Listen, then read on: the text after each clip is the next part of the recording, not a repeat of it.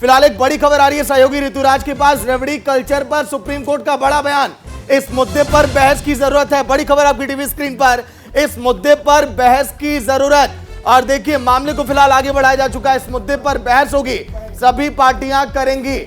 और भी बड़ी बातें सुप्रीम कोर्ट की तरफ से, क्योंकि इसके पहले भी सुनवाई हो चुकी है। कुंदन, देखिए, ये मामला दरअसल कब शुरू हुआ हमें देखना पड़ेगा सागर। दरअसल प्रधानमंत्री ने जब उत्तर प्रदेश के दौरे के दौरान रेवड़ी कल्चर का जिक्र किया, आम आदमी पार्टी को निशाने पर लिया, तो दोनों तरफ से बयानबाजी का दौर शुरू हुआ।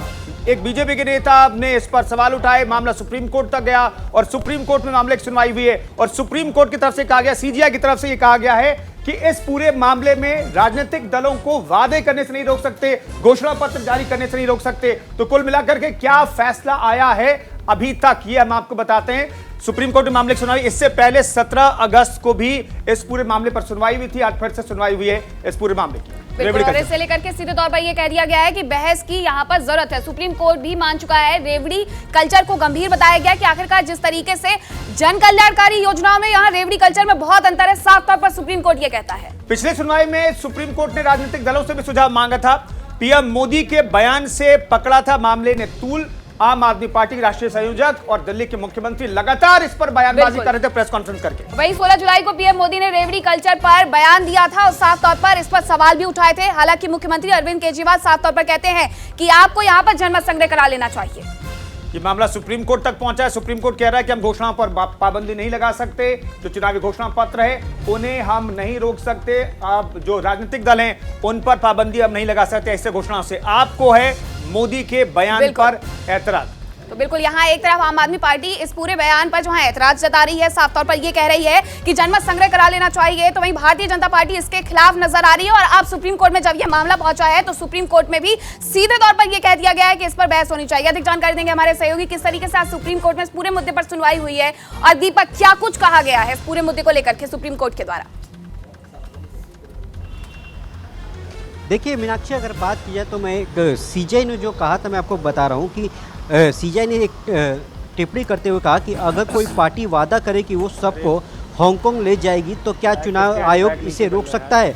अगर वो राज्य की आर्थिक स्थिति से को आर्थिक स्थिति है उसकी कमज़ोर है, उसको लेकर क्या ऐसी घोषणा हो सकती है? सुप्रीम कोर्ट का यानी कि सख्त टिप्पणी थी कि क्या जो रेवड़ी कल्चर है जो फ्री में आप दे रहे हैं उस पर आखिर कब तक देंगे? क्योंकि देखिए, अगर बात की जाए तो हालात पूरे देश ने, पूरे वर्ल्ड ने श्रीलंका का देखा, कई ऐसे देश हैं जहाँ पर आर्थिक स्थिति बहुत कमज़ोर होती जा रही है। उसको लेकर ये याचिका दायर की गई थी। और लगातार जिस तरीके से प्रधानमंत्री ने एक रैली में ये रेवड़ी कल्चर का जो शब्द था उसके बाद ये लगातार आम आदमी पार्टी जो है वो ये कह रही कि हम तो सिर्फ और सिर्फ दिल्ली में शिक्षा, पानी या फिर बिजली फ्री दे रहे। केंद्र सरकार को भी देखना होगा कि जिस तरीके से केंद्र सरकार भी अलग अलग राज्यों में घोषणा करती है उसका भी तो उदाहरण होना चाहिए। तो हालांकि जिस तरीके से सुप्रीम कोर्ट में सुनवाई हुई, हालांकि अब सुप्रीम कोर्ट 24 तारीख को इस पर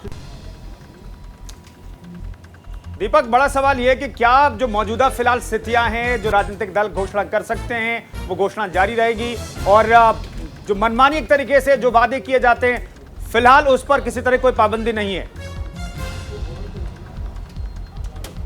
जी, इसमें कोई अभी पाबंदी नहीं लगाई गई है। पर हाँ, सुप्रीम कोर्ट का टिप्पणी थी चुनाव आयोग को कि आखिर चुनाव आयोग क्या कर रहा है, चुनाव आयोग क्या सो रहा था अगर ऐसी जो घोषणाएं होती है। देखिए, पर जब अभिषेक मनु सिंघवी ने कहा कि देखिए जो भी कानून है वो संसद बनाता है, तो संसद में भी इस बिल को ऐसे बिल लाने चाहिए। और दूसरी बात यह है कि अगर कोई अगर दिक्कत है तो एक कमेटी बनाई जाए, कमेटी में उन पार्टियों को भी पार्टियों के प्रतिनिधि को रखा जाए जो इस पर फैसला ले सके कि आगे की रणनीति क्या होगी। क्योंकि अगर देखा जाए तो आर्थिक स्थिति भारत की भले मजबूत हो, पर जिस तरीके से श्रीलंका और अन्य देशों में जिस तरीके से आर्थिक हालात बने हुए हैं उसको लेकर सुप्रीम कोर्ट भी चिंता में है। और यहाँ तक कि देखिए, कुछ दिन पहले भी एक पीएमओ की एक डाटा लीक। शुक्रिया दीपक, इस खबर पर जानकारी देने के लिए आपका। तो सुप्रीम कोर्ट में इस मामले की आगे भी सुनवाई चलती रहेगी, लेकिन फिलहाल किसी तरह की इन घोषणाओं पर पाबंदी नहीं लगाई।